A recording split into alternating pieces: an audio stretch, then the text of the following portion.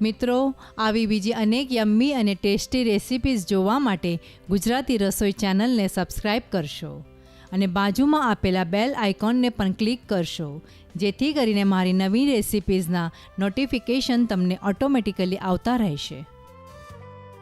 Hello friends, આજે હું તમને ઢાબા અને રેસ્ટોરન્ટમાં મળતું સેવનું શાક બનાવીને બતાવું છું. આ શાક એકદમ ઝટપટ તૈયાર થઈ જાય છે. તો ચાલો આપણે તૈયારી કરીએ. સૌપ્રથમ આપણે આ શાક માટે લાગતો મસાલો તૈયાર કરી લઈએ. આ માટે કઢાઈમાં થોડું તેલ નાખીને 2 લાંબી કાપેલી ડુંગળી નાખી દઈશું. ડુંગળીને આપણે ગોલ્ડન બ્રાઉન થવા દઈશું.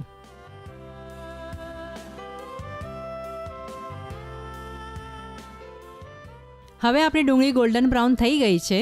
હવે એમાં 10 થી 12 લસણની કળીઓ, 1 થી 1.5 ઇંચ આદું અને 1/4 કપ છીણેલું સૂકું કોપરું નાખીને હલાવી લઈશું. આદું, લસણ અને કોપરું નાખ્યા બાદ પણ આ મસાલાને 2 થી 3 મિનિટ સાતળી લઈશું. હવે આપણો મસાલો સરસ ફ્રાય થઈ ગયો છે. હવે આ મસાલાને આપણે ઠંડુ થવા દઈશું. મસાલો સરસ ઠંડો થયા બાદ મિક્સરમાં ગ્રાઇન્ડ કરી લઈશું.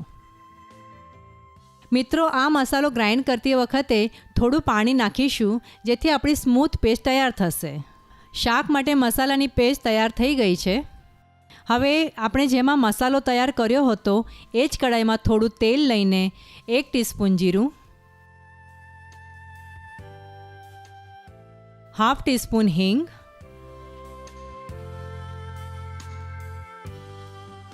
1/2 ટીસ્પૂન હળદર,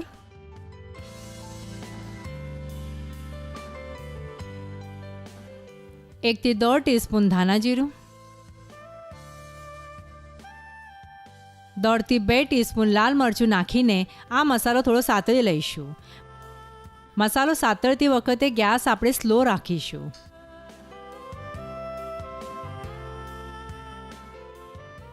હવે એમાં તૈયાર કરેલી પેસ્ટ નાખીને આ પેસ્ટને પણ થોડી સાતળી લઈશું.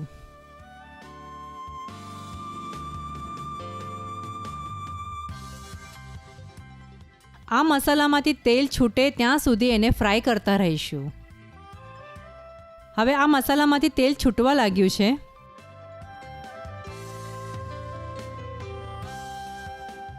ત્યારબાદ જરૂરિયાત પ્રમાણે પાણી નાખીને ગ્રેવી તૈયાર કરીશું. આ શાકમાં આપણે પાણી વધારે નાખીશું, જેથી કરીને ગ્રેવી પાતળી રહેશે.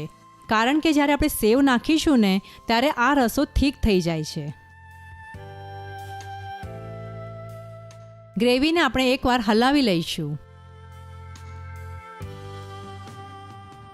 પછી તેમાં 1/2 ટીસ્પૂન ગરમ મસાલો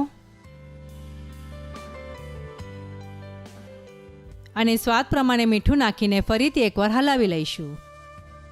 મિત્રો, ઘણી વખતે ચોમાસામાં શાક ઘણા મોંઘા હોય છે અને શાક મળતા પણ નથી હોતા, તો તમે આ રીતનું શાક ઝટપટ તૈયાર કરી શકો છો.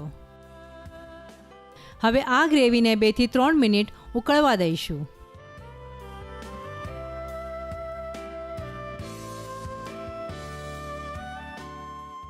હવે આ ગ્રેવી ઉપર કેવી સરસ તરી આવી ગઈ છે. હવે ગેસ બંધ કરીને ઉપરથી તીખી જાડી સેવ નાખીશું. ધ્યાન રાખશો, જ્યારે આ શાક તમે સર્વ કરો ને ત્યારે જ સેવ નાખીશું, નહીં તો સેવ તમારી નરમ પડી જશે. ઉપરથી ઝીણા સમારેલા લીલા ધાણાથી ગાર્નિશ કરીને ગરમા ગરમ રોટલા અને ડુંગળી સાથે આ શાક સર્વ કરીશું. મિત્રો, આ શાક તમે આજે જ બનાવો અને એની રેસીપી શેર કરો, લાઈક કરો અને સબસ્ક્રાઈબ કરવાનું ભૂલશો નહીં.